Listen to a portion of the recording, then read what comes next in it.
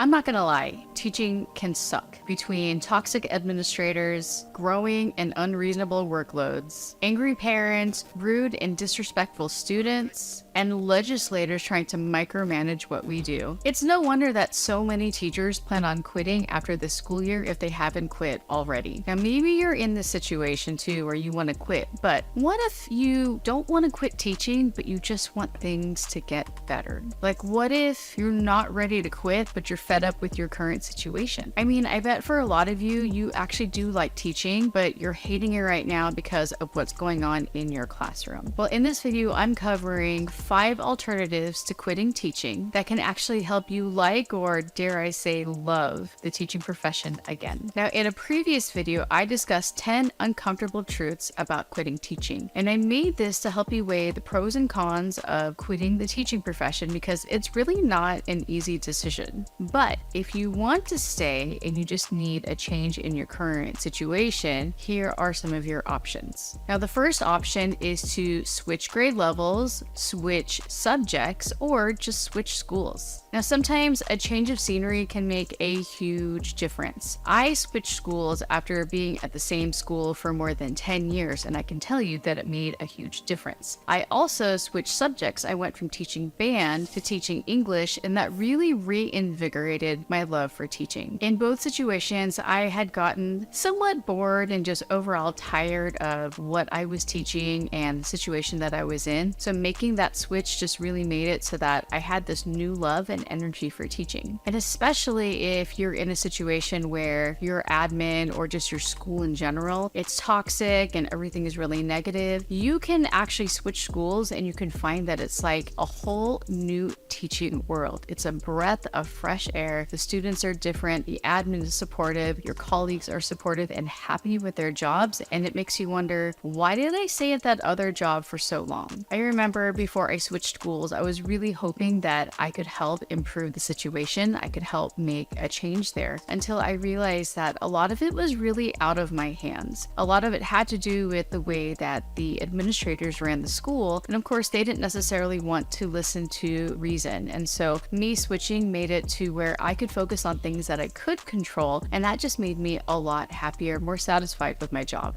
Now, you might be worried about not knowing what you're doing when you switch to new grade level. Maybe you're going from like 6th grade to 2nd grade, or you're switching like from music to English, but it's actually one of the reasons why it can be so reinvigorating, because you're going to be trying new things. You're going to be exploring that grade or that subject with the fresh eyes that you had when you first started out teaching. And you might find that you actually like that grade so much better. I mean, the personalities of the students at every single grade and actually every single subject is like night and day. And so doing that could really make a huge difference, and you might find that you prefer what you switched to more than where you came from. The second option is other part-time teaching or alternatives to teaching. So this could mean that you could do tutoring or some kind of online education. There are a lot of options for that. Or maybe you do like an adult school class if you have some skills that you could teach there. And that can make it where you're not so bored with the everyday stuff of teaching. And I know that, teaching is hard, and the thought of doing more teaching could be frustrating, but you might have fun actually doing these alternative options, such as online teaching. So there are things like OutSchool, or you could teach English online, and it's different probably from what you're currently doing, or you could supplement what you're already doing and just make things really fun. And that can make it so that when you are in the classroom, it's just not just the same things over and over again. You could also try being a school counselor or some kind of educational consultant, a curriculum writer, basically something in the education field, but you're doing a different type of job. So you can do that instead of being a teacher, or you can do that in addition to being a teacher. I know that there are a lot of teachers online that are educational consultants, and they're there to help other teachers. They create courses and they create content online to help teachers kind of get out of a rut or to address specific concerns. So that could be something that could really reinvigorate your love for teaching, because you're helping other teachers too. Or as a school counselor, that can also be really fulfilling to help students in terms of helping them with their personal problems, or if you're in high school, also helping them figure out what they want to do with their future. So if you've been getting value so far from this video, be sure to click the like and subscribe button so that you won't miss any future videos on teaching and how to survive as a teacher and actually thrive. In addition, you could also explore leadership roles. So maybe you want to consider doing some kind of a leadership role in your school or at the district level. So this could be a curriculum coordinator, the department head, an instructional coach. Maybe you want to get your administrative credential because you want to take on more leadership roles, or there's just something else in your school or in your district that you can do that's still in education, but you're helping in a different way. So maybe you work with special programs, or maybe you work with school funding, like federal funding, and you help distribute those funds or help figure out where to best spend that kind of money. I know of lots of teachers who move into those types of leadership roles and they end up really loving that instead of being in the classroom, but they're not necessarily just teaching the education field altogether. Now, if you want to become an administrator, depending on your district, at least in my district, you have to get extra education to do that. You have to get an actual administrative credential. But I know in a lot of school districts, it's actually pretty easy to move up if you've demonstrated some kind of leadership role before, or you've just shown leadership qualities. So that's something that you can start looking at and working towards so that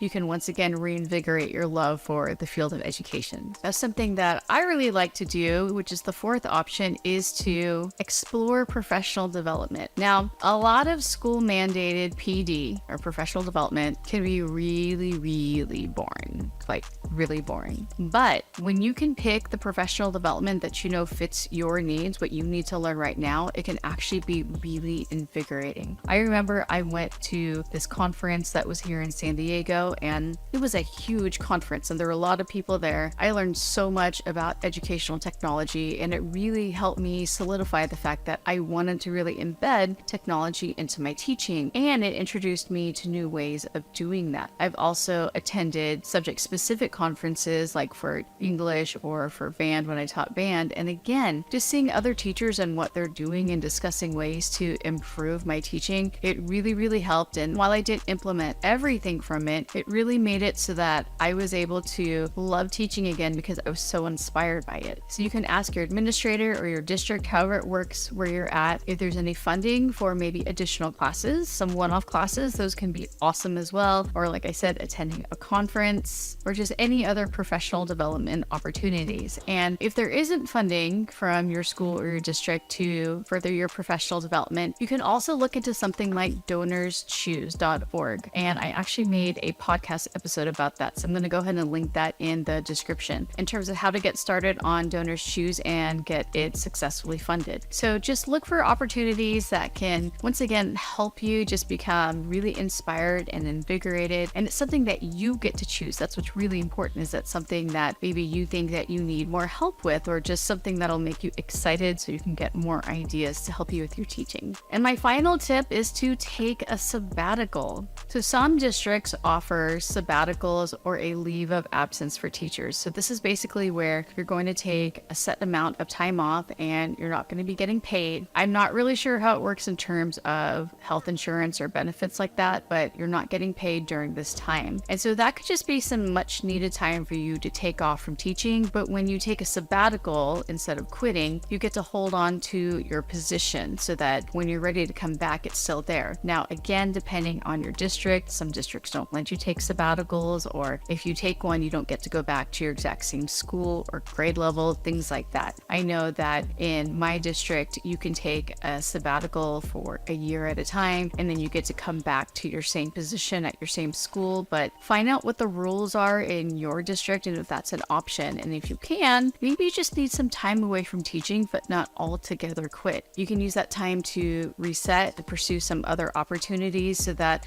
when you are ready to come back, you've had some time away. Maybe you missed teaching while you were gone, and it's going to make you love the profession again. Now, leaving teaching is obviously a big decision, and it's a very personal one. And if you're leaving, I completely understand, because I know that some of your situations are just god awful. They're just terrible. I would probably leave too, but it doesn't mean that you have to leave teaching altogether. You can just find other alternatives to just quitting. So if you you are weighing the options in terms of whether or not you want to leave teaching, then I think that you should check out this video next, which is the video that I mentioned earlier, the 10 uncomfortable truths about leaving teaching, just to make sure that leaving teaching is right for you.